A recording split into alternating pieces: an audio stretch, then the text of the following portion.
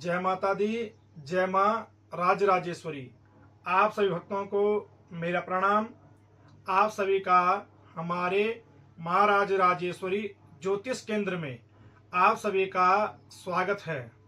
जिन भक्तों का, जिन जातकों का आज के दिन जन्म दिवस है, नए कार्य की शुरुआत है, उनको भी हमारी तरफ से बहुत बहुत शुभकामनाएं। प्रिय साधकों, आज हम इस अंक में चर्चा करने वाले हैं नवग्रह के शांति हेतु जो नवग्रह की संविधाएं हैं वह कौन कौन सी है, इसके बारे में इस अंक में चर्चा करेंगे। तो सबसे पहले आज का जो पंचांग है वह देख लेते हैं। आज का पंचांग है संवत 2083, 30 जुलाई 2026,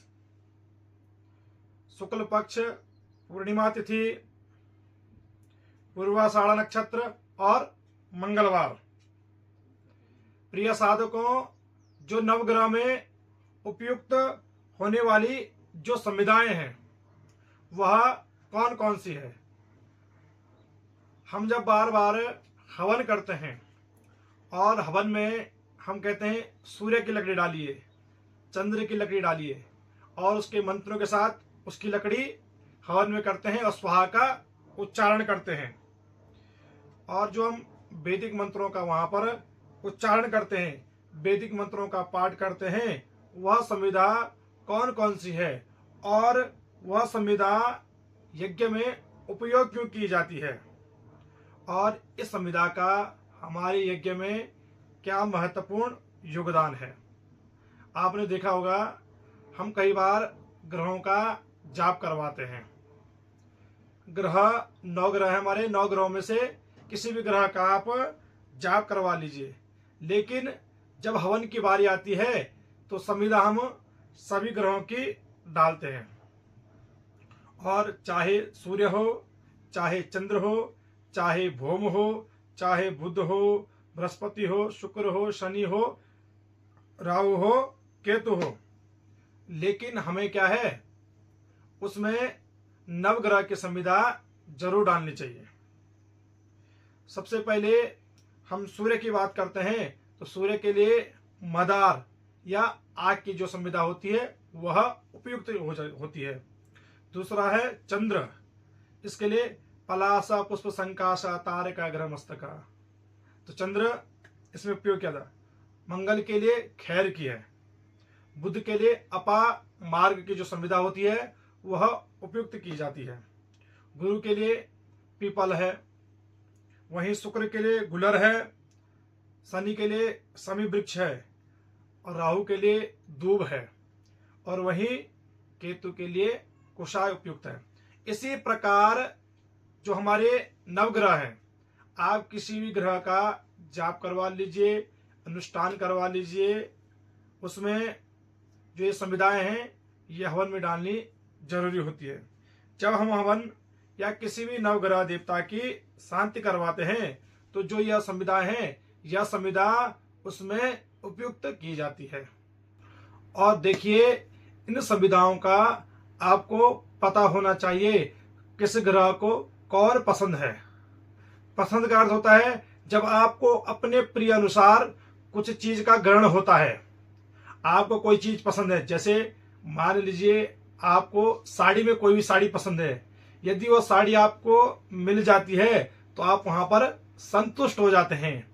इसी प्रकार जो नवग्रह देवता है, साड़ी नहीं कुछ भी चीज है संसार में, ये तो केवल एक उदाहरण था, दृष्टांत देना था, आपको समझाना था। इसी प्रकार संसार में आपको कुछ भी चीज मिल जाए जिसमें आप संतुष्ट हैं, जिसमें आपकी प्रसन्नता है, उस कार्य को करने में आपकी जो रुचि है, जो इच्छा है, वह दुगनी हो जाती है।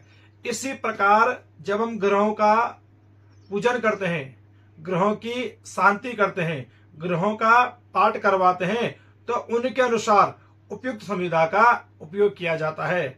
ऐसा नहीं आप सूर्य की जगह कुशा का प्रयोग कर दें, नहीं, जो उसकी लकड़ी है, जो उसकी संविधा है, उसी का उपयोग किया जाता है स्वाहा के उच्चारण के साथ। और जब किसी ग्रह को उसके पसंदीदा अनुसार वह चीज प्राप्त होती है तो वह जीवन में शांति बनाती है। सारी जानकारी हमने आपको इस अंक में संविदा से संबंधी दे दी है।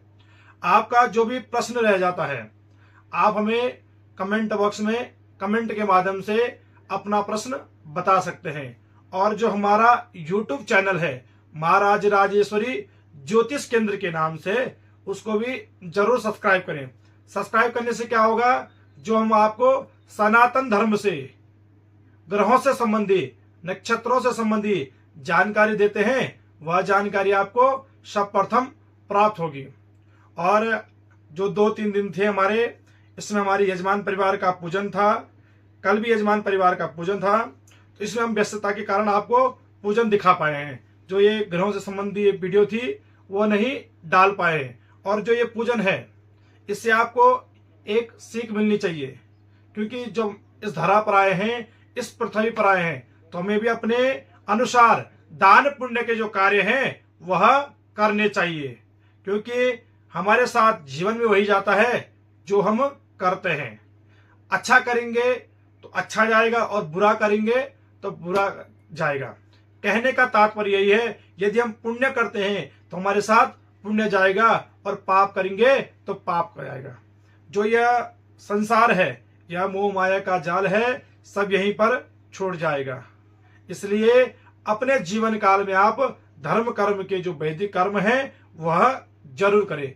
इन्हीं सभी के साथ हमारी तरफ से आपके जीवन के लिए मंगल शुभकामनाएं। तो चलते हैं, भगवान शिव से जुड़ते हैं, उनका आशीर्वाद प्राप्त करते हैं।